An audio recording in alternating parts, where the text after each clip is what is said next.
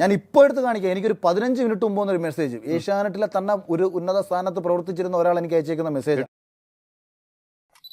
അതിൽ രണ്ടാമത്തെ വീട്ടിലെ ഹോട്ടലിലെ CCTV പരിശോധിച്ചാൽ അറിയാമെന്ന് പറയുന്നു. വോയിസ് ഉണ്ടോ? വോയിസ് ഉണ്ടെന്ന്. വോയിസ് ഉണ്ട്. അതല്ല പിന്നെ എനിക്കെന്താ വട്ടാന്ന് ഇതൊക്കെ പറയാം. ചാനൽ നമ്മളെ മുദ്ര കുത്തുന്നത് തന്നെ മെയിൽ ഷോവനിസ്റ്റ്. അതുകൊണ്ട് വിളിച്ച് മാക്സിമം സെറ്റിൽമെന്റ് കഴിഞ്ഞ രാത്രി തൊട്ട് നടത്തി കഴിഞ്ഞു. അതിൽ പറയുന്ന കുറേ കാര്യങ്ങൾ ക്ലാരിറ്റി വേണം. ചില ആൾക്കാരുടെ ശരീരമാണ് ആവശ്യം. ബിഗ് ബോസ് പോലത്തെ ഒരു ഷോയിലേക്ക് വരുന്ന ഒരു മത്സരാർത്ഥി പൊതുവെ വീട്ടുകാരുടെ അഭിപ്രായം ചോദിച്ചിട്ട് പോകുന്നവരല്ല. പിന്നെ എന്തിനാണ് സംസാരിക്കാൻ വരുന്നത്? തുണിയടിച്ച് കാണിക്കുന്ന വൃത്തികേടുകൾ പോലെ വൃത്തികേടുകൾ മാത്രം കാണിക്കുകയും അത് വിറ്റ് കാശാക്കുകയും ചെയ്യുന്ന ഒരു ചാനൽ സമൂഹത്തോട് എന്ത് നീതിയാണ് കാണിക്കുന്നത്?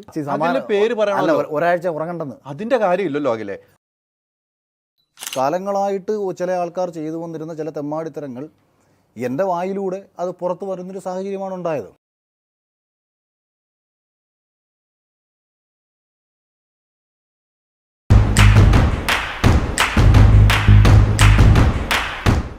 നമസ്കാരം. ഇന്ന് ഏറ്റവും വലിയ വിവാദം കത്തി നിൽക്കുന്ന ഒരു ദിവസമാണ്. ആ വിവാദത്തിന് തീ കൊളുത്തിയത് അഖിൽമാരാറാണ് ഇന്ന് എന്നോടൊപ്പമുള്ള. അഖിലെ, നമസ്കാരം. നമസ്കാരം. എന്താണ് ചോദിക്കാമെന്ന് ചോദ്യത്തിന് പ്രസക്തിയില്ല. അഖിൽമാരാർ കുറേ പറഞ്ഞു സോഷ്യൽ മീഡിയയിൽ. അഖിൽമാരാറിനെ ഇങ്ങനെ ആക്കിയത്, ഇന്നിവിടെ ഇരിക്കുന്നുണ്ടെങ്കിൽ അത് ഏഷ്യാനെറ്റാണെന്ന് ഞാൻ പറഞ്ഞാൽ അഖിൽമാരാർ എന്ത് പറയും? ഞാൻ ജനങ്ങളാന്ന് പറയും. ജനങ്ങൾ. അപ്പോൾ അവർക്കൊരു പങ്കുമില്ല. അവർക്കൊരു പങ്കുമില്ലെന്ന് ഞാൻ പറഞ്ഞില്ലല്ലോ. അത് താങ്കളുടെ ഭാഷ്യം. ഓക്കെ. എന്നെ ഏതെങ്കിലും രീതിയിൽ ഇന്ന് കാണുന്ന ഒരു അഖിലാക്കിയിട്ടുണ്ടെങ്കിൽ തീർച്ചയായിട്ടും കേരളത്തിലെ പ്രേക്ഷകരാണ്. അതിന് ഒരു വഴി ഒരുക്കി തന്നത് ഏഷ്യാനെറ്റ് എന്ന് പറയുന്ന ഒരു വലിയ പ്രസ്ഥാനമാണ്. ഞാൻ എൻ്റെ ഇപ്പം വിവാദം എന്ന് താങ്കൾ പറഞ്ഞില്ലേ, ഈ വിവാദം നമ്മളെ ജഗതിച്ചേട്ടന് ഏതോ ഒരു സിനിമ പറഞ്ഞെങ്കിൽ ഉണ്ടാവുകയല്ലോ ഉണ്ടാക്കുകയല്ലേ എന്ന് പറയേണ്ടി വരും. കയ്യിലിരിപ്പിന് നമുക്ക് ഇന്നല്ലെങ്കിൽ നാളെ ശിക്ഷ ലഭിക്കും. അപ്പം അതായത് കാലങ്ങളായിട്ട് ചില ആൾക്കാർ ചെയ്തു വന്നിരുന്ന ചില തെമ്മാടിത്തരങ്ങൾ എൻ്റെ വായിലൂടെ അത് പുറത്തു വരുന്നൊരു സാഹചര്യമാണ് ഉണ്ടായത്. അതിപ്പം ഞാനൊരിക്കലും ഏഷ്യാനെറ്റ് എന്ന ചാനലിനോടോ ബിഗ് ബോസ് എന്ന ഷോയോടോ നന്ദികേട് കാണിക്കാനോ അല്ലെങ്കിൽ ചാനലിനെതിരെ പറയാനോ ഞാൻ ആഗ്രഹിക്കുന്നില്ല. പക്ഷേ ഒരു തെറ്റ് ആ ചാനലിൽ പ്രവർത്തിക്കുന്ന ഉത്തരവാദിത്തപ്പെട്ട സ്ഥാനത്തിരിക്കുന്ന ആൾക്കാർ കഴിഞ്ഞ കുറേ കാലങ്ങളായിട്ട് ചെയ്തുകൊണ്ടിരിക്കുകയും നമ്മളോടത് പല ആൾക്കാർ പറയുകയും ചെയ്യുന്നൊരു സാഹചര്യത്തിൽ ഈ അടുത്തിടെ നടന്ന ഒരു വിഷയം വളരെ ഗൗരവകരമായ രീതിയിൽ എനിക്ക് കേൾക്കേണ്ട സാഹചര്യം വരുന്നു.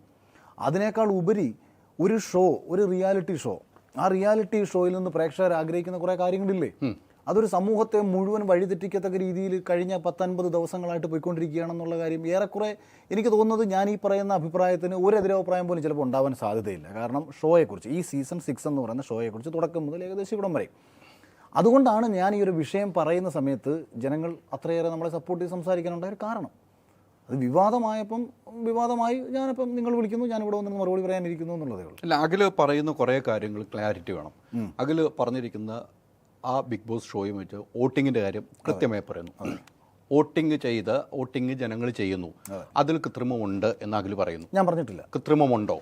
അല്ല, കൃത്രിമമുണ്ടെന്ന് ഞാൻ ഒരിടത്തും പറഞ്ഞു. കൃത്രിമമുണ്ടോ? കൃത്രിമമില്ല. വോട്ടിംഗ് അത് 100%. അതായത് ഞാൻ ഉറപ്പ് തന്നെ. അതെ. അങ്ങനെയാണ് ഈ സിബി പുറത്തു പോകാനുള്ള കാരണം. മോഹൻലാൽ എന്ന് പറഞ്ഞ വ്യക്തി വന്നിട്ട് ആങ്കർ ചെയ്യുമ്പോൾ പറയുമ്പോൾ ജനങ്ങളാണ് തീരുമാനിച്ചതെന്ന് പറയുന്നുണ്ടോ? അപ്പോൾ അതിൽ സത്യമുണ്ടോ? അല്ലല്ല, ആ ചോദ്യത്തിനകത്ത് പ്രശ്നമുണ്ട്. മോഹൻലാൽ എന്ന് പറയുന്നത് പ്രേക്ഷകരുടെ അഭിപ്രായം മാനിച്ച് സിബിനെ പുറത്താക്കുക എന്ന് പറഞ്ഞിട്ടില്ല. പ്രേക്ഷകരുടെ വോട്ടിങ്ങിന്റെ ആരംഭം പ്രേക്ഷകരാണ് ആളുകളെ പുറത്തു വിടുന്നത് എന്ന് പറയുന്നുണ്ട്. അതാണ് ഷോയുടെ നീതി. അങ്ങനെയാണ് ചെയ്യേണ്ടത്. ഇപ്പൊ സിബിൻ പുറത്തു പോകുന്നത്, സിബിൻ എന്നല്ല ഏതൊരു മത്സരാർത്ഥി പുറത്തു പോകുന്നതും പ്രേക്ഷകരുടെ വിധിപ്രകാരമാണെങ്കിൽ അത് നീതിപൂർവവും യുക്തിഭദ്രവുമാണെന്ന് ഞാനും പറയും.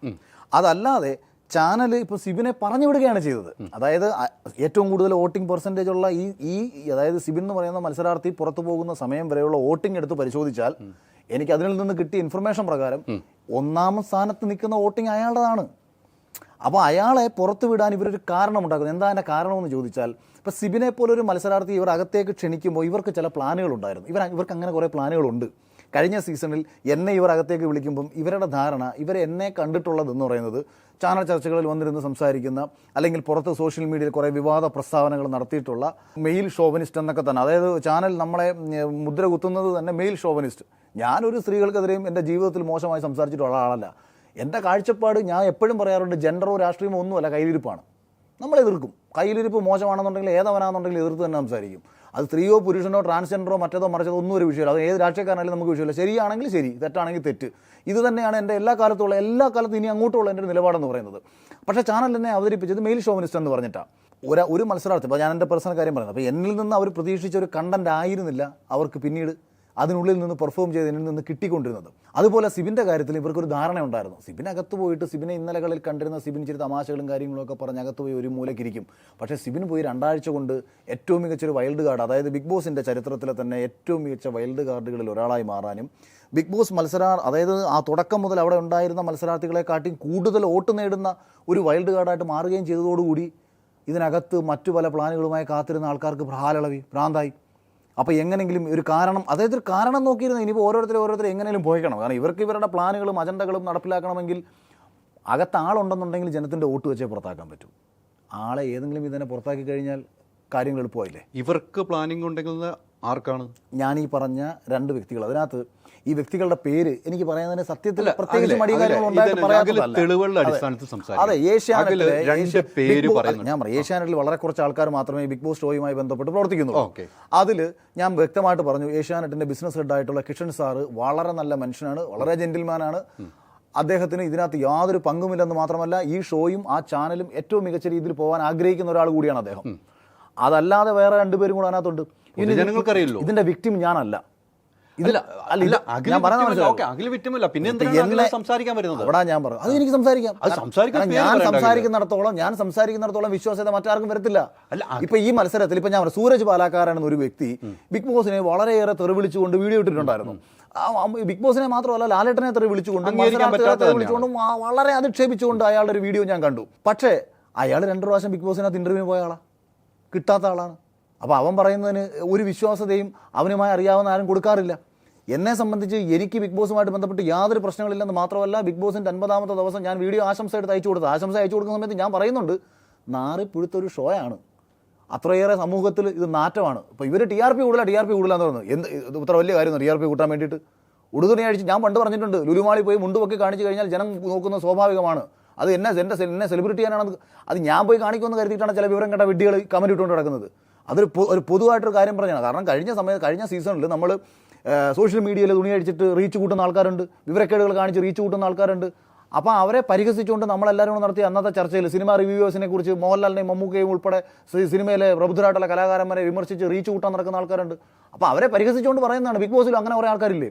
ബിഗ് ബോസിൽ എല്ലാവരും ഇതിപ്പോൾ നമ്മളിപ്പോൾ എല്ലായിടത്തും എല്ലാവരും നല്ലവരൊന്നും അല്ലല്ലോ, മോശക്കാരും ഇല്ലേ? അങ്ങനെ മോശം കാണിച്ച ആൾക്കാരുടെ പ്രവൃത്തികൾ കണ്ടപ്പോൾ നമ്മളത് പറഞ്ഞ കാര്യമാണ്. അതല്ലേ ഇപ്പോൾ ഈ സീസണിൽ കാണും. ഞാൻ പറഞ്ഞത് തന്നെയാണ് ഈ സീസണിൽ എല്ലാ ആൾക്കാരും യോജിക്കുകയാണ് ഒരർത്ഥത്തിൽ. തുണിയഴിച്ച് കാണിക്കുന്ന വൃത്തികേടുകൾ പോലെ വൃത്തികേടുകൾ മാത്രം കാണിക്കുകയും അത് വിറ്റ് കാശാക്കുകയും ചെയ്യുന്ന ഒരു ചാനൽ സമൂഹത്തോട് എന്ത് നീതിയാണ് കാണിക്കുന്നത്? അപ്പോൾ അത് ചാനലിലെ മൊത്തമാണ് ഇപ്പം ഷോയുടെ അതാണ് ഞാൻ പറഞ്ഞത്. ആരാണ് ഷോയുടെ തലപ്പത്തിരിക്കുന്നത്? കഴിഞ്ഞ സീസൺ വരെ ഇതിനെ നിയന്ത്രിച്ച ആൾക്കാരല്ല ഈ സീസണിൽ മാറാറുണ്ടല്ലോ. മാറാറുണ്ടല്ലോ. എന്തിൻ്റെ അടിസ്ഥാനത്തിൽ മാറ്റണം? അതായത് കഴിഞ്ഞ സീസണിന്റെ ക്രിയേറ്റീവ് ഡയറക്ടറെ ഇവർ മാറ്റുന്നു. കാരണം അഖിൽമാരാരെ പുറത്താക്കാൻ കൂട്ടുനിന്നില്ല. കഴിഞ്ഞ സീസണിൽ എന്നെ പുറത്താക്കാൻ അമ്മി നോക്കിയതാണെന്നേ.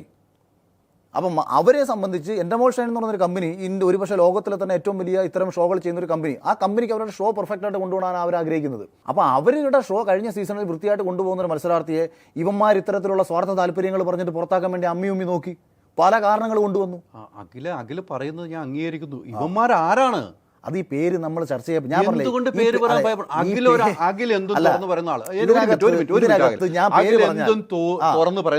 തുറന്ന് പറയുന്നതിന്റെ പ്രശ്നമില്ലെന്ന് അവന്മാര് തൂറിവാരി വരുവന്നേ. പറയുമ്പോൾ ഞാൻ പറഞ്ഞുതരാം. ഈ തലയിൽ കോഴിയെ കട്ടവന്റെ തലയിൽ പൂട ഉണ്ടെന്ന് പറയത്തില്ലേ നമ്മള്? പൂട തപ്പിക്കൊണ്ടിരിക്കുക, 2 കൂടെ അവിടെ മാറിയും തിരിഞ്ഞു വരുന്നത്. എന്തുകൊണ്ട് എന്തുകൊണ്ട് പേര് പറയുന്നില്ല? പേര് പറയണല്ലോ, ഒരാഴ്ച ഉറങ്ങണ്ടെന്ന്. അതിന്റെ കാര്യമില്ലല്ലോ. അഖിലെ പ്രേക്ഷകർ കാണുന്നില്ല. ഇത് ഇത്രയും പേരാണ് ചോദ്യങ്ങൾ ചോദിച്ചിട്ടിരിക്കുന്നത്. നിയമപരമായിട്ട് പോകാൻ ഉദ്ദേശിക്കുന്നിടത്തോളം കാലം, അതായത് എന്റെ ഉദ്ദേശം എന്താ പറഞ്ഞു? എന്റെ ഉദ്ദേശം എന്ന് പറയുന്നത് ഈ ഷോ ഇതുവരെ പോയിക്കൊണ്ടുന്ന രീതിയിൽ ഇനിയൊരു മാറ്റം ഉണ്ടാകണം. ഒന്ന്, ഇതുവരെ മത്സരാർത്ഥികളുമായിട്ട് ബന്ധപ്പെട്ട് ഇപ്പം ജിൻഡോയെ പോലൊരു മത്സരാർത്ഥിക്ക് പുറത്ത് പ്രേക്ഷകരുടെ പിന്തുണയുണ്ട്. അതേപോലെ പ്രേക്ഷകർ ഇഷ്ടപ്പെടുന്ന 1-2 മത്സരാർത്ഥികളെങ്കിലും ഹൗസിനുള്ളിലുണ്ട്. അവരെ ജയിപ്പിക്കത്തക്ക രീതിയിൽ, അല്ലെങ്കിൽ അവരെയാണ് ജയിപ്പിക്കാൻ പ്രേക്ഷകർ തീരുമാനിക്കുന്നതിൽ അവർ ജയിക്കണം.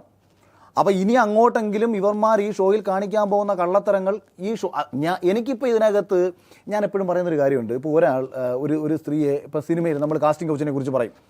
ഒരു സ്ത്രീ അവളുടെ സ്വന്തം ഇഷ്ടപ്രകാരം ഒരാളുടെ കൂടെ പോയി കിടന്നു കൊടുത്തതിൻ്റെ അടിസ്ഥാനത്തിലാണ് ആ സിനിമയിൽ അവർക്ക് അവസരം കിട്ടിയെന്നുണ്ടെങ്കിൽ നിയമപരമായിട്ടൊരു നിയമത്തിന് എന്ത് ചെയ്യാൻ പറ്റും? ആ സ്ത്രീക്ക് പരാതി ഇല്ലാത്തടത്തോളം കാലം നമുക്ക് നിയമത്തിനോ നമുക്കോ വ്യക്തികൾക്കോ ഒന്നും ചെയ്യാൻ പറ്റത്തില്ല. അവർ പരാതി ഇല്ലാത്തടത്തോളം കാലം. അതുപോലെ തന്നെ ഇവരെ ഇഷ്ടം പോലെ എങ്ങനെയോ ജീവിച്ചോട്ടെന്നേ, ആർക്കും ഒരു പ്രശ്നമില്ല. പക്ഷേ അത് മറ്റൊരു മത്സരാർത്ഥിയുടെ ജീവിതത്തെ ബാധിക്കത്തക്ക രീതിയിലാവരുത്. ഞാനിവിടെ ഇടപെടേണ്ടി വന്നൊരു സാഹചര്യം ഉണ്ടായത് എന്തുകൊണ്ടാണ് രാവിലെ, അതായത് ഇന്നലെ രാത്രി ലൈവ് ഇടുന്ന ഞാൻ രാവിലെ 1.5 മണിക്കൂർ ലൈവ് ഇട്ടതാണല്ലോ. ഈ 1.5 മണിക്കൂർ ലൈവിൽ ഞാനൊരു അക്ഷരം ഇവരെ പറ്റി പറഞ്ഞില്ല. ഞാൻ സിബിൻ എന്ന് പറയുന്ന ആളെ ഞാൻ എൻ്റെ ജീവിതത്തിൽ ഇതുവരെയും കണ്ടിട്ടില്ല. ഞാൻ സിബിനെതിരെ മോശമായിട്ടാണ് ഞാൻ ആ ലൈവിൽ പറയുന്നത്. അതായത് എടാ ലാലേട്ടൻ ഇത് പറയുന്നത് കേട്ട് പേടിച്ച് നീ പോയോ, പിന്നെ നീ എന്ത് ബിഗ് ബോസ് മത്സരാർത്ഥിയാണ്? എൻ്റെ കഴിഞ്ഞ സീസൺ എടുത്തു കഴിഞ്ഞാൽ ആദ്യ ആഴ്ചയിൽ വന്ന മധുവിഷയം തൊട്ട് 70ാമത്തെ ദിവസം ശോഭയ്ക്കെതിരെ നടത്തിയ പരാമർശം എന്ന് പറഞ്ഞിട്ട് പുറത്ത് സ്ത്രീ സംരംഭകരെല്ലാവരും കൂടെ എനിക്കെതിരെ കേസ് കൊടുക്കാൻ പോകുന്നു എന്ന് പറഞ്ഞുണ്ടാക്കിയിട്ടുള്ള വലിയ പ്രശ്നങ്ങൾ ഉൾപ്പെടെ എല്ലാ ദിവസവും എന്നെ വന്നിരുന്ന എല്ലാ ശനിയാഴ്ചകളിലും എടുത്തു കൊടുക്കുന്ന ഒരാളായിരുന്നല്ലോ ലാലേട്ടൻ. അപ്പം നമ്മൾ ആ സമയത്ത് അതിനെ സർവൈവ് ചെയ്ത് നിന്നു, നമ്മളവിടെ പിടിച്ചു നിന്നു. നിനക്ക് എന്തുകൊണ്ട് പറ്റിയില്ല എന്ന് പറഞ്ഞ് ഞാൻ സിബിനെതിരെ സംസാരിക്കുകയാണ് രാവിലെ ചെയ്തത്. കേസെടുത്തില്ലേ? ഏതായിരുന്നു? ശോഭയുടെ വിഷയത്തിൽ എനിക്കെതിരെ കേസൊന്നും എടുത്തില്ല. ഇവിടെ എടുത്തിട്ടില്ല. എടുത്തെന്നൊക്കെ പറഞ്ഞ് എന്നെ കൺഫെഷൻ റൂമിൽ വിളിച്ച് വരട്ടിയൊക്കെ ചെയ്തു കേട്ടോ. ഞാൻ പറഞ്ഞ് എടുത്തോട്ടെന്ന് പറഞ്ഞു. ഞാനൊരു വ്യക്തിക്കെതിരെ പറയുന്നത് എങ്ങനെ കേരളത്തിൽ കിടക്കും? ഞാൻ ഹൈദറിനെ പറ്റി പറഞ്ഞാൽ മൂവി വേൾഡ് മീഡിയയുടെ മുതലാളി എനിക്കെതിരെ കേസ് കൊടുക്കേണ്ട കാര്യം എന്തോ? ഹൈദർ ഇതിനകത്തിരുന്ന് കാണിക്കരുത് എമ്മാടി തരാം. ഞാൻ നാളെ വിളിച്ചു പറഞ്ഞാൽ അതങ്ങനെ മൂവി വേൾഡ് മീഡിയയെ കുറിച്ച് അതല്ല പറഞ്ഞത്. അതുപോലെയാണ് ഏഷ്യാനെറ്റ് എന്ന പ്രസ്ഥാനത്തിനകത്ത് ഒരു പ്രശ്നമല്ല. ആ പ്രസ്ഥാനത്തിനകത്ത് കയറി ഇരുന്നിട്ട് തെമ്മാടിത്തരം കാണിക്കുന്ന 2 പേർ ഈ ഷോയിലേക്ക് വരാൻ ആഗ്രഹിക്കുന്ന നിരവധി ചെറുപ്പക്കാരുടെ ജീവിതം വെച്ച് ഇവന്മാർ കളിക്കുന്നു. അവന്മാരുടെ താല്പര്യങ്ങൾ, അതായത് പൈസ. ഇതിനകത്ത് മുമ്പൊക്കെ ആയിരുന്നെങ്കിൽ വലിയ പൈസ മേടിച്ച് പെർ ഡേ വലിയ ശമ്പളം മേടിച്ച് വന്നുകൊണ്ടിരിക്കുകയാണ്. എൻ്റെ മോൾ ഷൈൻ എന്ന് പറയുന്നൊരു കമ്പനി ഇവർക്ക് ഇത്ര രൂപ കൊടുക്കും. അതായത് ഞാൻ പോയി സപ്പോസ് കറക്റ്റ് കണക്കായിരിക്കും, ഒരു ഉദാഹരണം പറയാം. ഇപ്പോൾ 1.5 കോടി രൂപ ഈ സീസണിലെ മത്സരാർത്ഥികൾക്ക് വേണ്ടി കൊടുക്കണമെന്ന് പറഞ്ഞു കഴിഞ്ഞാൽ പിന്നെ ഇതിൻ്റെ തീരുമാനം എടുക്കുന്നത് ഏഷ്യാനെറ്റിനാണ്, ഈ ആൾക്കാരാണ്. അപ്പോൾ ഈ PRO ടീംസിൻ്റെ ഭാഗത്തു നിന്ന് ആൾക്കാരെ വിളിച്ചിട്ട് അതെ ഇവർക്ക് വേണ്ടപ്പെട്ടവരെടുത്ത് 30,000 പെർ ഡേ ശമ്പളം തരാം, 40,000 പെർ ഡേ ശമ്പളം തരാം, മറ്റവർക്ക് നമ്മൾ 10,000 കൊടുത്തിട്ടുള്ളൂ, അത് അത്രേ ഉള്ളൂ ശമ്പളം, അപ്പോൾ നീ അത്രയും കരുതി വെച്ചാൽ മതി, ബാക്കി എങ്ങനെയാണെന്ന് വെച്ചാൽ അറിയാമല്ലോ, നീ ഇത് നമ്മളെ ഭാഗത്ത് ഡീൽ ചെയ്തോണം. ഇത്തരം ഡീലിങ്ങുകൾ ചെയ്യുന്നുണ്ട്. ചില ആൾക്കാരുടെ ശരീരമാണ് ആവശ്യം എന്നും കരുതിയിട്ട് ഇപ്പം ഇന്ന് രാവിലെ കുറച്ച് പേര് ചോദിച്ചു. ഇത് എല്ലാവരെയും കുറിച്ചല്ല. ഇപ്പം നമ്മൾ സിനിമയിൽ കാസ്റ്റിംഗ് കൗച്ച് ഉണ്ടെന്ന് പറയാറില്ലേ? കാസ്റ്റിംഗ് കൗച്ച് ഉണ്ടെന്ന് പറഞ്ഞാൽ മലയാള സിനിമയിൽ ഇന്ന് വരെ അഭിനയിച്ചിട്ടുള്ള സകല നടിമാരും KPC ചേച്ചി മരിച്ചു, അല്ലെങ്കിൽ അത്രയും സീനിയർ ആയിട്ടുള്ള നടി മുതൽ ഈ ഏറ്റവും അവസാനം ഇറങ്ങിയ പുതിയ സിനിമയിൽ അഭിനയിച്ചൊരു നായികയ്ക്ക് വരെ വേണമെങ്കിൽ ചോദിക്കാം, അതെന്തൊരു തെമ്മാടിത്തരോ എന്തൊരു മര്യാദ കടാ പറയുന്നത്? ഞങ്ങളെല്ലാവരും അങ്ങനെയാണോ സിനിമയിൽ വന്നത്? അങ്ങനെയാണോ അതിൻ്റെ അർത്ഥം? സിനിമയിൽ കാസ്റ്റിംഗ് കൗച്ച് ഉണ്ടെന്ന് പറഞ്ഞാൽ സിനിമയിൽ സ്ത്രീകളെ ഇത്തരം ദുരുപയോഗം ചെയ്യപ്പെടുന്ന പ്രവണതയുണ്ട്, ഏർപ്പാടുണ്ട്, അതിനെ ചോദ്യം ചെയ്യണം. ബിഗ് ബോസിലേക്ക് കയറാൻ വേണ്ടിയിട്ട് ബിഗ് ബോസിൻ്റെ അണിയറ പ്രവർത്തകരായിട്ടിരിക്കുന്ന ഇത്തരക്കാർ മത്സരാർത്ഥികൾക്ക് സെലക്ഷൻ കഴിയുന്ന വേളയിൽ ഇന്ന ആൾക്കാർ ഏറെക്കുറെ സെലക്ട് ആകുമെന്ന് ഉറപ്പിച്ചിരിക്കുന്ന സാഹചര്യത്തിൽ ആ മത്സരാർത്ഥികളോട് തന്ത്രപരമായിട്ട് നടത്തുന്നൊരു സമീപനമുണ്ട്. അതായത് ഇപ്പോൾ നമ്മളിൽ ഈ ജോലി കൊടുക്കുന്നൊരു തട്ടിപ്പ് നടക്കും. പട്ടാളത്തിൽ നോർമലി ട്രെയിനിങ്ങിന് പോലെ നമ്മൾ ഇൻ്റർവ്യൂവിന് പോയി കഴിഞ്ഞാൽ കുറേ പേർക്ക് കിട്ടും. അപ്പോൾ അതിൽ ഒരു 100 പേരെ പട്ടാളത്തിലേക്കുള്ള ട്രെയിനിങ്ങിന് പറഞ്ഞു വിട്ടിട്ട് എടാ നിങ്ങൾക്ക് ജോലി കിട്ടിക്കഴിഞ്ഞാൽ എന്താണെന്ന് വെച്ചാൽ നമുക്ക് പൈസ തരണം എന്ന് പറഞ്ഞു കഴിഞ്ഞാൽ 110 പേർക്ക് എങ്ങനെയാലും കിട്ടും. അത് ഞാൻ മേടിച്ചു കൊടുത്തതാണെന്ന് പറഞ്ഞിട്ട് ഇവരെ കയ്യിൽ നിന്ന് കാശ് മേടിക്കുന്ന പഴയ ഉടായ്പ പരിപാടിയുണ്ട്. അതേപോലെ ഈ മത്സരാർത്ഥികളെ വിളിച്ചിട്ട് പറയും ഞങ്ങൾ ഉണ്ടായത് കൊണ്ടാണ് മക്കളെ നിന്നെ സെലക്ട് ചെയ്യുന്നത്, ഇല്ലെങ്കിൽ അറിയാമല്ലോ നീ പുറത്തു പോകും, ഞാൻ നിനക്ക് വേണ്ടി മാക്സിമം സംസാരിച്ചതാ, പിടിച്ചതാ, മറ്റേതാ മറിച്ചതാ മടേ കൂടെ. കുറേ ആൾക്കാർക്ക് അബദ്ധം പറ്റും. ഇവർ വിചാരിക്കും ഇവരില്ലെന്നുണ്ടെങ്കിൽ എൻ്റെ ജീവിതം പോയി തകർന്നു പോകും, ഇവർ വിളിക്കുന്ന ഹോട്ടലുകളിൽ പോകും. അങ്ങനെ പോയിട്ടുള്ളവരുണ്ട്, പോകാത്തവരും പോയിട്ടുണ്ട്. അഖിൽ പറഞ്ഞത് എല്ലാ സീസണിനെ ഉൾപ്പെടുത്തിയാണ് പറഞ്ഞത്. അതെ, ഇപ്പൊ എല്ലാ തുടക്കം മുതൽ ഈ സീസൺ തീർച്ചയായിട്ടും. അഖിൽ രണ്ടാമത്തെ വീട്ടിൽ ഹോട്ടലിൽ CCTV പരിശോധിച്ചാൽ അറിയാമെന്ന് പറയുന്നുണ്ട്. ഇതൊക്കെ കൃത്യമായിട്ട് ഏഷ്യാനെറ്റിലുള്ളിരിക്കുന്നവർക്ക് തന്നെ അറിയാം. അല്ല അങ്ങനെ പോകാൻ പറ്റില്ലോ. സ്ത്രീകളെ കുറിച്ചാണ് പറഞ്ഞാണ്. സ്ത്രീകളെ പേടിക്കണം. അഖിൽമാരാർ പറഞ്ഞ ബിഗ് ബോസിൽ പോയ സ്ത്രീകള് അവിടെ ഉള്ള 2 പേര് അല്ലെങ്കിൽ 3 പേര്, 2 പേരാന്ന് എപ്പോഴും പറയുന്നത്. ആ 2 പേരുടെ കൂടെ കിടന്നു എന്നുള്ള വാക്കാണ് ഉപയോഗിച്ചത്. ഞാൻ കണ്ടിട്ടില്ല, അവര് പറഞ്ഞാണ്. അവര് അഖിലിന്റെ അടുത്ത് പറഞ്ഞോ? അതെ, അവര് പറഞ്ഞിട്ടുണ്ട്. ആ സ്ത്രീകൾ എന്താണ് അഖിലിന്റെ അടുത്ത് തെളിവ്? അങ്ങനെ ഒരു തെളിവുണ്ട്. ഇപ്പൊ എന്നെ ഒരാളെ പീഡിപ്പിച്ചതോ ഞാൻ എന്തോ തെളിവ്? അഖിലിന്റെ അടുത്ത് പറഞ്ഞു എന്നുള്ള തെളിവ് വോയിസ് ഉണ്ടോ? അത് പുറത്തുവിടുന്ന സാഹചര്യത്തിൽ അവരുടെ വോയിസ് ഉണ്ടോ? വോയിസ് ഉണ്ടെന്ന്. അതല്ലേ പിന്നെ എനിക്ക് വട്ടാണ് ഇതൊക്കെ പറയാം. ആ സ്ത്രീകള് അഖിലിനെ വിളിച്ച് പറയുന്ന വോയിസ് ഉണ്ട്. ഞാൻ ഇന്ന ആളിനെ വിളിച്ചോണ്ട് വാട്സപ്പിൽ അയച്ച വോയിസ് ഉണ്ട്. അവർ മറ്റാൾക്കാരുടെ അടുത്ത് പറഞ്ഞതിന്റെ ചാറ്റ് വോയിസ് റെക്കോർഡുകൾ, ചാറ്റ് സംഭാഷണങ്ങൾ. അത് പിന്നെ ഞാൻ ഇതിനകത്തൊരു കാര്യം പറയാം. നമ്മുടെ അടിസ്ഥാനപരമായ, കാരണം ഇവർക്കാർക്കും ഇത് പ്രശ്നമല്ല. ആർക്ക്? ഈ പറയുന്ന ഇവരാരും ഇരയാക്കപ്പെട്ടവരായിട്ട് ഇവർ വിശ്വസിക്കുന്നില്ല. ഇങ്ങനെ സംഭവിച്ചിട്ടുള്ളവർക്കൊന്നും തന്നെ ഇതൊന്നും ഇവരെ ബാധിക്കുന്ന വിഷയങ്ങളല്ല. ഇവർക്ക് താല്പര്യമില്ല, ഇവർക്ക് നീതി കിട്ടണം. നമ്മളിത് പറഞ്ഞ എന്തിനാണെന്നറിയാമോ? ഏഷ്യാനെറ്റിന്റെ അണിയറ പ്രവർത്തകരും ഇതിന്റെ തലപ്പത്തിരിക്കുന്നവരും ഇത് ഇനിയെങ്കിലും മനസ്സിലാക്കണം. കാരണം ഇവർക്ക് ആർക്കും അറിയത്തില്ലല്ലോ ഇങ്ങനൊരു കാര്യത്തെ കുറിച്ചിട്ട്. ഞാൻ ഇപ്പോൾ എടുത്ത് കാണിക്കാം. എനിക്കൊരു 15 മിനിറ്റ് മുമ്പ് വന്നൊരു മെസ്സേജ്, ഏഷ്യാനെറ്റിലെ തന്നെ ഒരു ഉന്നത സ്ഥാനത്ത് പ്രവർത്തിച്ചിരുന്ന ഒരാൾ എനിക്ക് അയച്ചേക്കുന്ന മെസ്സേജ് നമുക്ക് കാണിക്കാം, വേണമെങ്കിൽ വായിക്കാം. ആളാരാന്ന് ഞാൻ പറയുന്നില്ല. ഇതെന്താ ആളെ പറയാൻ എന്തിനാണ് നേരെ എനിക്കൊരു പേടിയില്ലെന്ന്. എനിക്കോ അല്ലെങ്കിൽ പിന്നെ പേര് പറയില്ലേ മറ്റേ കുറച്ചുകൂടെ അഖിൽമാരാര് പെൺകുട്ടികളില് ഈ ചില ആളുകളെ സൂമൊന്നും ചെയ്ത് നോക്കരുത്. ചില ആളുകളുടെ കൂടെ പോയി അഖിൽമാരെ പറഞ്ഞ ഏറ്റവും വലിയ പോയിന്റ് അതാ അവിടെയാണ്. അവിടെ ഇനിയും മത്സരാർത്ഥികൾ സ്ത്രീകളുണ്ടോ അവിടെ ഇല്ലേ? ഉണ്ടോ? സ്ത്രീകളുണ്ടോ? ഓക്കെ. ഐ വാസ് ഒരു പർട്ടിക്കുലർ ചുമതല പറഞ്ഞിട്ട് dash of Asianet in 2019 to 2020 what you said is correct. ഏഷ്യാനെറ്റിലെ ഒരു ഉത്തരവാദിത്തപ്പെട്ട സ്ഥാനത്തിരുന്ന ഒരാളാണ്. അദ്ദേഹത്തിൻ്റെ അനുവാദം ഉണ്ടെന്നുണ്ടെങ്കിൽ അദ്ദേഹത്തിൻ്റെ പേര് പുറത്ത് പറഞ്ഞോട്ടെ. കാരണം ഒരാൾ എന്നെ വിശ്വസിച്ചപ്പോൾ നിങ്ങൾ മാധ്യമപ്രവർത്തകരാ, അങ്ങനെയാണെന്നുണ്ടെങ്കിൽ എനിക്ക് നാളെ നിങ്ങളെ വിളിച്ച് രഹസ്യം പറയാൻ പറ്റും. നിങ്ങൾ എന്നെ നശിപ്പിച്ചോളാതില്ല. ആ വേലയൊക്കെ കൈവച്ചിരുന്നത്. അല്ല, ഇത് രഹസ്യമല്ല. സിമ്പിൾ ആയിട്ട് സിമ്പിളല്ല. ഞാൻ എന്നോട് എത്രയോ സ്ത്രീകൾ ബിഗ് ബോസിന്റെ അകത്ത് പോകാത്ത സ്ത്രീകളുണ്ട്. അവരുടെ വീട്ടിലൊക്കെ ഇപ്പൊ ഭയമല്ല. അഖില് പറയല്ലേ, അഖില് പറഞ്ഞ കാര്യത്തിൽ ആ വീട്ടിലിരിക്കാൻ അച്ഛനും അമ്മയ്ക്കും തെറ്റ് ചെയ്യാത്തവർക്ക് ഒരു ശതമാനം പോലും വിഷമമില്ല. അവർക്കുണ്ടല്ലോ എന്റെ മോൾ അവിടെയാണ്, എന്താണ് സംഭവിച്ചെന്നുള്ള ഭയം. ആ പിള്ളേരെ ഓർത്ത് അച്ഛനും അമ്മനും ഭയമില്ലേ? അല്ലെ കൂടപ്പുറപ്പുകൾക്ക് ഭയമില്ലേ? അവർക്ക് എല്ലാവരും ചോദ്യചിഹ്നത്തിന്. ബിഗ് ബോസ് പോലത്തെ ഒരു ഷോയിലേക്ക് വരുന്ന ഒരു മത്സരാർത്ഥി പൊതുവെ വീട്ടുകാരുടെ അഭിപ്രായം ചോദിച്ചിട്ട് പോകുന്നവരല്ല. പൊതുവെ ഇപ്പം കഴിഞ്ഞ സീസണിൽ ഇപ്പൊ ശോഭ തന്നെ പറഞ്ഞ എന്താ, ശോഭയുടെ കാരണം ബിഗ് ബോസിലെ കഴിഞ്ഞ സീസണിൽ മികച്ച മത്സരാർത്ഥിയായിരുന്നല്ലോ ശോഭ വീട്ടുകാരുടെ പറഞ്ഞിട്ടില്ലല്ലോ. ശോഭയുടെ വീട്ടുകാർക്ക് പോകാൻ താല്പര്യമില്ലായിരുന്നു ശോഭയുടെ ചേട്ടൻ. അതുകൊണ്ടാണ് നമ്മുടെ ഫാമിലി എപ്പിസോഡ് വന്ന സമയത്ത് ഇവർ വരാഞ്ഞതെന്നൊക്കെ പറഞ്ഞിട്ട് സംസാരം ഉണ്ടായിട്ടുണ്ട്. അപ്പൊ അതുകൊണ്ട് ഈ എല്ലാ മത്സരാർത്ഥികളും, കാരണം ബിഗ് ബോസിലേക്ക് പോയി കഴിഞ്ഞാൽ ഉണ്ടാവുന്നത് പോസിറ്റീവ് അല്ലെങ്കിൽ നെഗറ്റീവാണ്. അതുകൊണ്ട് തന്നെ ഫാമിലിക്ക് അതിനെക്കുറിച്ചിട്ട് അത്ര താല്പര്യമൊന്നും ഉണ്ടാവണമെന്നില്ല. പ്രത്യേകിച്ച് പെൺകുട്ടികളുടെ മറ്റും കാര്യത്തിൽ അവരുടെ സ്വന്തം പേരും പ്രശസ്തിക്കും വേണ്ടിയിട്ട് നല്ല കാര്യമാണ്. അവനവൻ്റെ നിലപാട് അവനവൻ തന്നെ എടുക്കണം, അത് പോകണം. പക്ഷേ ഇതുവരെ കഴിഞ്ഞു. കാരണം ഇപ്പം ഞാൻ പറഞ്ഞില്ല, എന്നെ ആരും പീഡിപ്പിച്ചിട്ടില്ല. എന്നെ പീഡിപ്പിച്ചിട്ടുണ്ടെന്നുണ്ടെങ്കിൽ ഞാൻ അത് ആണിനെയും പീഡിപ്പിക്കാൻ പെണ്ണിനെയും പീഡിപ്പിക്കാൻ കേട്ടോ, വലിയ കാര്യമൊന്നുമുള്ള കാര്യമല്ല. കാര്യം ഇന്നത്തെ കാലത്ത് അവർക്ക് ആരെ വേണമെന്നില്ല പോയി ചെയ്യാം. അല്ല ഞാൻ പറഞ്ഞത്, അത് പോകണമെങ്കിൽ പോവാം. ഞാൻ പറഞ്ഞത് ഇപ്പോൾ ഒരാൾ ചോദിക്കണം സ്ത്രീകളെ മാത്രമേ പീഡിപ്പിക്കുള്ളൂ, സ്ത്രീകളെ മാത്രമല്ലല്ലോ, പുരുഷനെയും ശാരീരികമായിട്ട് ഉപയോഗിക്കാം. പക്ഷേ അവർക്ക് പരാതി ഇല്ലാത്തടത്തോളം കാലം അവരിതെല്ലാം പറയുന്നപ്പോൾ അവർക്ക് പേടിയാണെന്നേ. കാര്യം എന്ന് പറഞ്ഞാൽ അറിയോ, ഇപ്പോഴും ഈ സിബിൻ്റെ കേസ്, സിബിനെ ഭീഷണിപ്പെടുത്തുകയാണ് ഇവർ. പുറത്ത് പറഞ്ഞാൽ അങ്ങനെ ചെയ്ത് കളയും, കരിയർ ഇല്ലാതാക്കി കളയും, മറ്റേത് ചെയ്ത് മറിച്ച് ചെയ്ത് കളയും എന്ന് പറഞ്ഞിട്ട് ഇവനെ ഭ്രാന്തനാക്കി ചിത്രീകരിക്കാൻ കൂടെ ശ്രമിച്ചു കളഞ്ഞു. നമുക്കിത് നിങ്ങൾ ആലോചിക്കണം, നമുക്കിതിനകത്ത് എന്തുകൊണ്ട് അത്ര ദേഷ്യം വരുന്നറിയാവോ? ബൈപ്പോളാർ ഡിസീസിനുള്ള ഒരു മെഡിസിൻ ഒരു രീതിയിലും പോലും ജീവിതത്തിൽ സൈക്കാട്രിക് മെഡിസിൻ കഴിക്കാത്ത ഒരുത്തൻ എടുത്ത് കൊടുക്കുക. സിബിന്റെ കയ്യിൽ അവന്റെ എക്സ്ക്ലൂസീവ് നിങ്ങൾക്ക് കിട്ടിയാൽ അവൻ അതിന്റെ പ്രൂഫ് അടക്കം പുറത്തു വിടും. അവന്റെ കയ്യിൽ ആ മെഡിസിന്റെ ഗൂഗിൾ സെർച്ച് ചെയ്ത് നോക്കിയിട്ടാണ് അവൻ പറഞ്ഞതെന്ന് പറഞ്ഞു. ഞാൻ പറഞ്ഞത് എനിക്ക് വെറുതെ വിളിച്ചു പറയാൻ എനിക്ക് നട്ടപ്രാന്തൊന്നുമില്ല. സിബിൻ പറയുകയും ചെയ്തു, സിബിൻ അത് പുറത്ത് വിടുകയും ചെയ്യും. അത് പറഞ്ഞപ്പോൾ അത് അവൻ്റെ ഒരു എക്സ്ക്ലൂസീവായിട്ട് പോട്ടെ, ഞാനത് പറയേണ്ട കാര്യങ്ങളല്ലല്ലോ. പക്ഷേ എനിക്കത് കേൾക്കുമ്പോൾ തോന്നുന്നൊരു വിഷമം എന്ന് പറയുന്നത്, ഇമാതിരി തെമ്മാടിത്തരങ്ങൾ ഇന്നലകളിൽ പലരോടും കാണിച്ചു വെക്കുകയും അതിൽ പല ആൾക്കാർ നിശബ്ദരാകുകയും പറയണമെന്ന് അവർക്ക് ആഗ്രഹമുണ്ട് കേട്ടോ. എനിക്ക് തന്നെ ബിഗ് ബോസിൽ എത്ര പേര് മെസ്സേജ് അയക്കുന്നുണ്ടെന്നറിയോ, അഖിലേട്ടൻ പറഞ്ഞത് ശരിയാണ്, പക്ഷേ നിങ്ങളുടെ കണക്ക് സംസാരിക്കാൻ നമുക്ക് അറിയത്തില്ല, ഞങ്ങൾക്ക് പേടിയാണ്, ഞങ്ങൾക്ക് മുന്നോട്ട് പോകാൻ പറ്റത്തില്ല. എന്തിനാണ് പേടിക്കുന്നത്? ആരെയാണ് പേടിക്കുന്നത്? ഏഷ്യാനെറ്റ് എന്ന് പറഞ്ഞ ഇവന്മാരാണോ? ഏഷ്യാനെറ്റ് എന്ന് പറഞ്ഞ ഇവന്മാരല്ല. ഏഷ്യാനെറ്റ് എന്ന് പറഞ്ഞാൽ ഇവന്മാരാണ് നമ്മൾ വരുത്തി തീർത്തുകൊണ്ടിരിക്കുകയാണ്. ആരെന്ത് പറഞ്ഞാലും തലപ്പത്തിരിക്കുന്നവരല്ലേ. അനന്ത തലപ്പത്തിരിക്കുന്നവരുടെ തലപ്പത്തിരിക്കുന്നവരെന്നല്ല പറഞ്ഞത്. തലപ്പത്തിരിക്കുന്നവരുടെ തലയും കറുത്ത് കഴിഞ്ഞാൽ പിന്നെ അവൻ താഴെ പോയി കിടക്കത്തുള്ളൂ. ഇവൻ ആരായാലും നമുക്ക് എന്തുവാ? ഈ രണ്ടുപേരുടെ ഇന്ത്യൻ പ്രധാനമന്ത്രിയെ ശിക്ഷിക്കാൻ ഈ രാജ്യത്ത്, ഇന്ത്യൻ പ്രസിഡന്റിനെ ശിക്ഷിക്കാൻ ഈ രാജ്യത്ത്, സുപ്രീം കോടതി ജീവിച്ച തെമ്മാടിത്തരം കാണിച്ചാൽ ശിക്ഷിക്കാം. പിന്നെ ഏതവൻ തലപ്പത്തിരിക്കാന്ന് വെച്ചാൽ എന്താ? അല്ല അതൊക്കെ അഖിൽമാരോ പറഞ്ഞതിൽ തന്നെ തുടങ്ങാം. രണ്ടുപേരുടെ പേര് പറയുന്നില്ല. അത് പറയാത്തത് ആ ഇരകൾ എന്നോട് പറയുകയാണ്, ചേട്ടാ എനിക്കിത് കേസ് കൊടുക്കാൻ താല്പര്യമുണ്ട്, ഞാൻ അയാളുടെ പേര് വെളിപ്പെടുത്താൻ പോവുകയാണ്, ചേട്ടൻ സപ്പോർട്ട് ചെയ്യുമോ?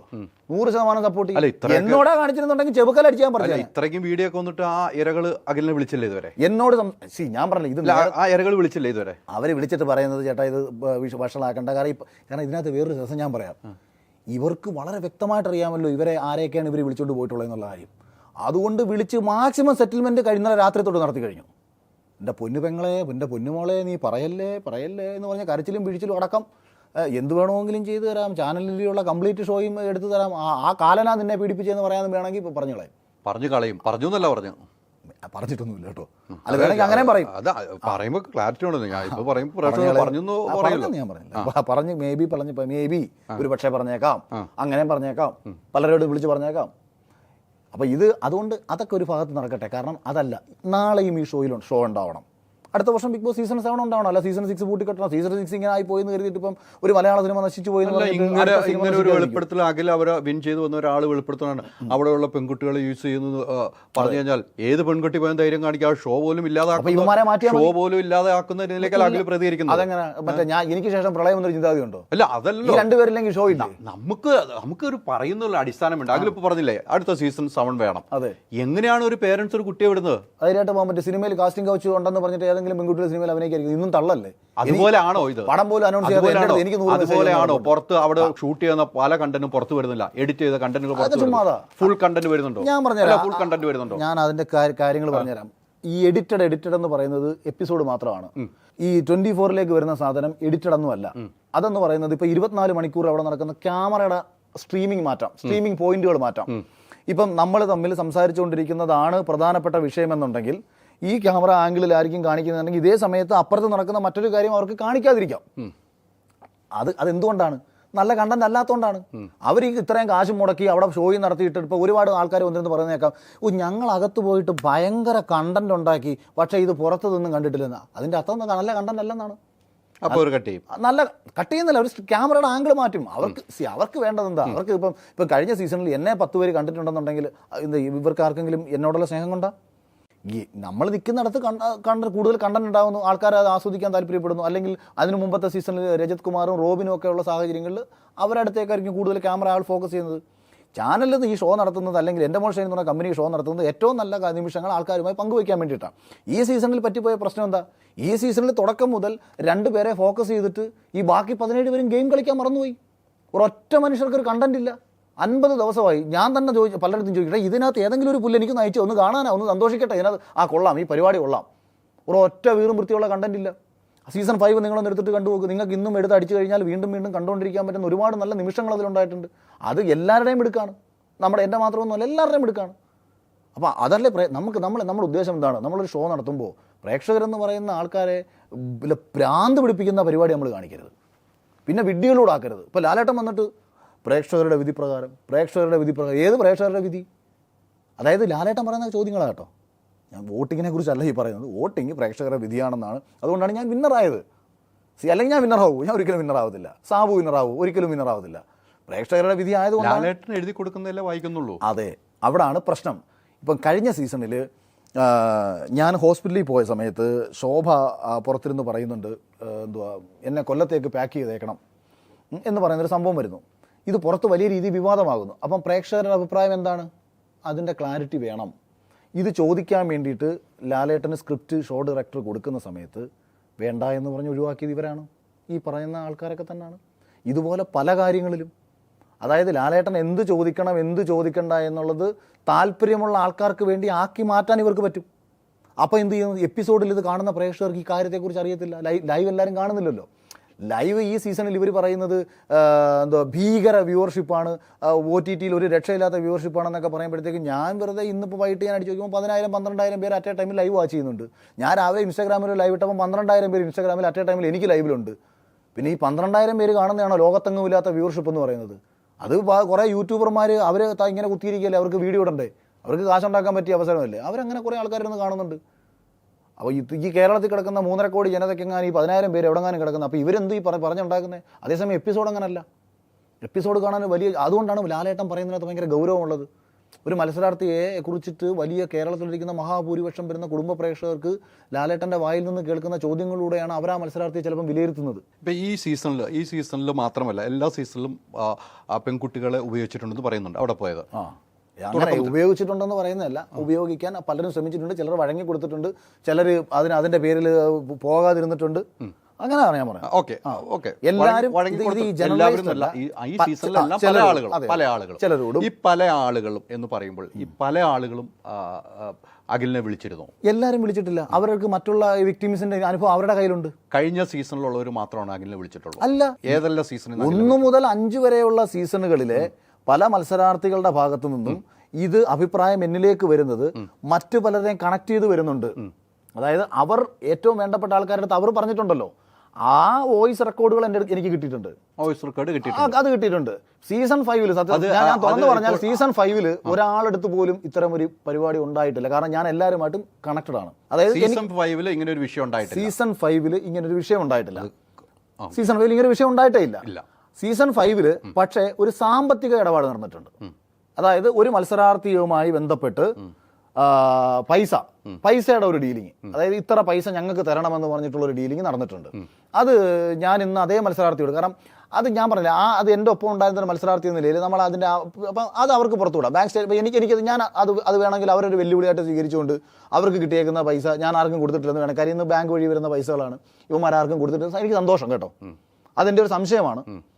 ഞാൻ ആ സംശയം എന്തുകൊണ്ട് എനിക്ക് ബലപ്പിച്ച് പറയാനുള്ള കാരണം എന്ന് പറയുന്നത്, ഇപ്പം ഞാൻ ബിഗ് ബോസിലേക്ക് കയറി പോകുമ്പം ഞാനൊരു ഫിലിം ഡയറക്ടറാണ്, റൈറ്ററാണ്, ഒരുപാട് ചാനൽ ചർച്ചകളിൽ പങ്കെടുത്തിട്ടുള്ളതാണ്. അതിനേക്കാൾ ഉപരി സോഷ്യൽ മീഡിയയിൽ പലവിധ വിവാദ വിഷയങ്ങളും ഉണ്ടാക്കിയിട്ടുള്ളതാണ്. അതായത് ഒരുവിധപ്പെട്ട ആൾക്കാർക്കൊക്കെ അറിയാം.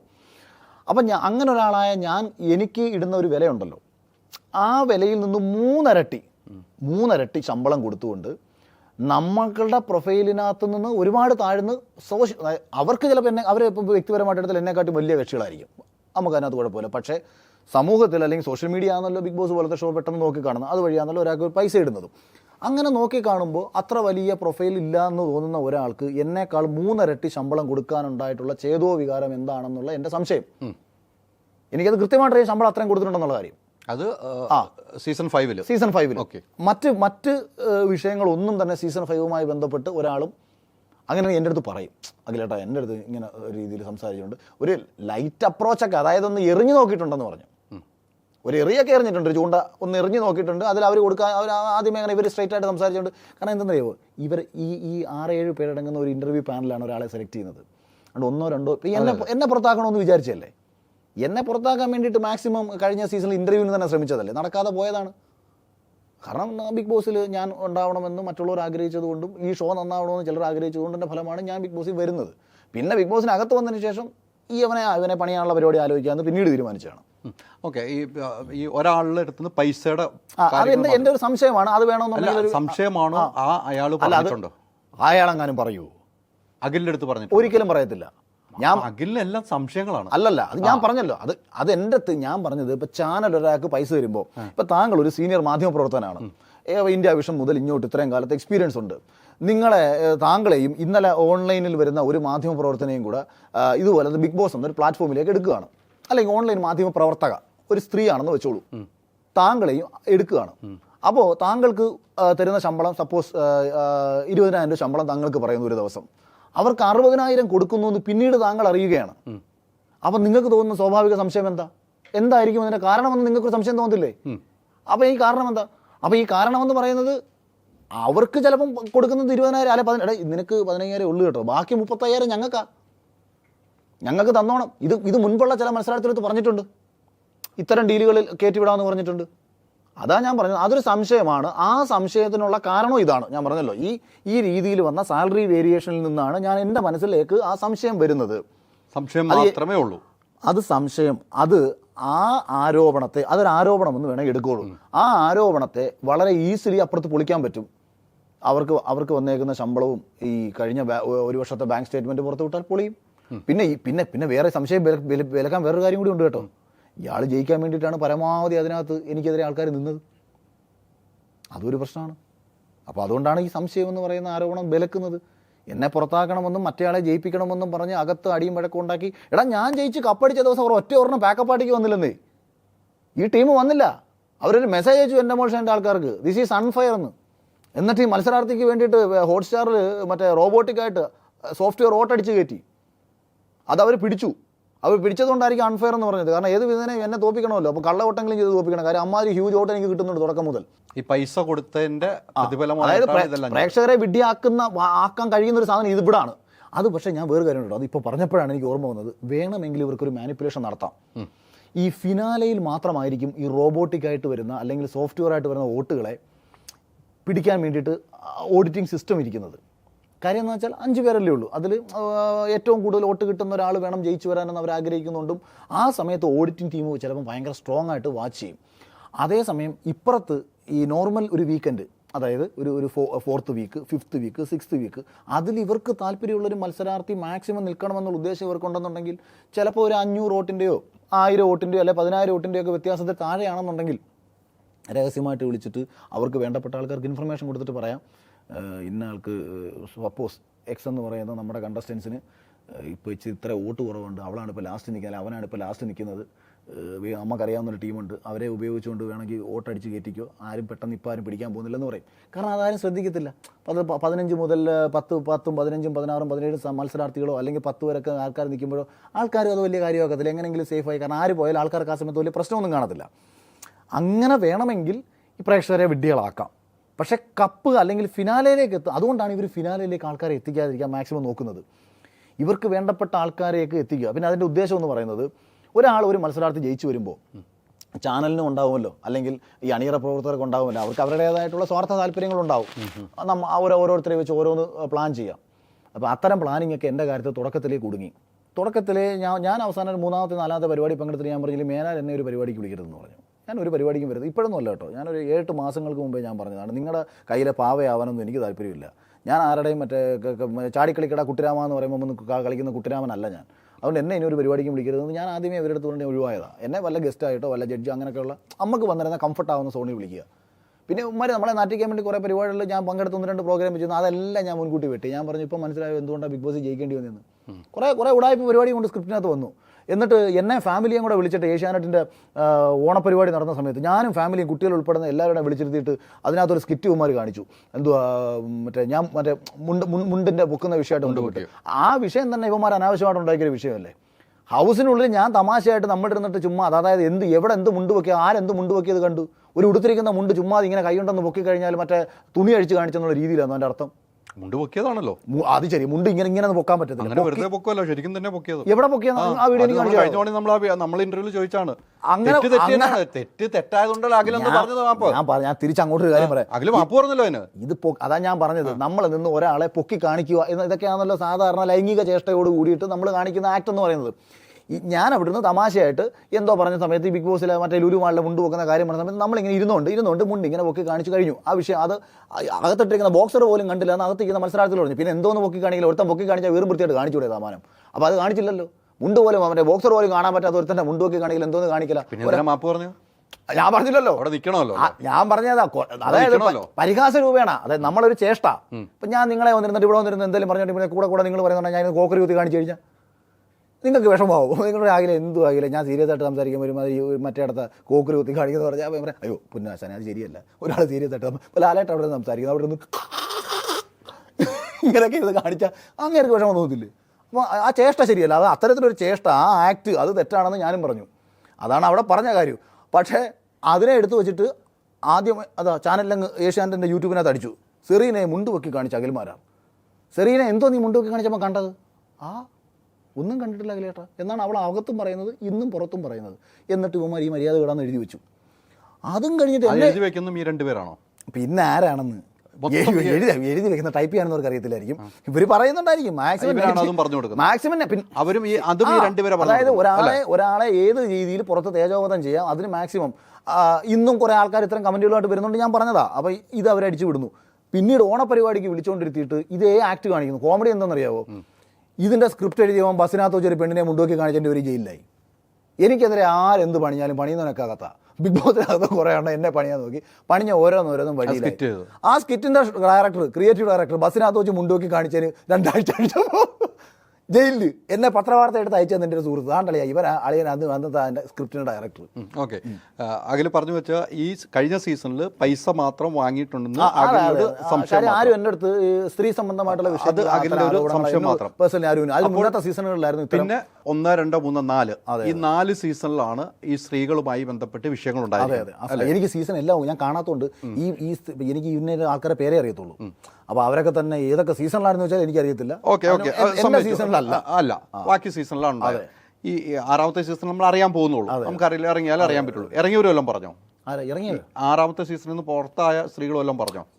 ഇത് പുതിയത് ഞാൻ ഇന്നോ ഇന്നലെ കേട്ടതല്ലെന്ന്.